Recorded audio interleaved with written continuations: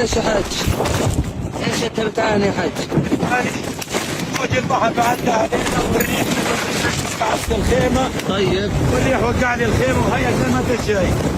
والحمد لله على كل حال. هذا خيمتك هذه يعني؟ خيمتي وقعت معي الهواء والريح واني بديت مرتي واولادي الله اعلم وين يروح ينام. الله يهون الله عليك يا يعلم رب. وين يروح ينام. بعين الله يا حاج، بعين الله. حسبي الله ونعم الوكيل، حسبي الله ونعم الوكيل. زي ما انتم شايفين هاي مية البحر، تدخل عليه زي من هنا لولا بس ساتر الرمل هذا. انت بتعدي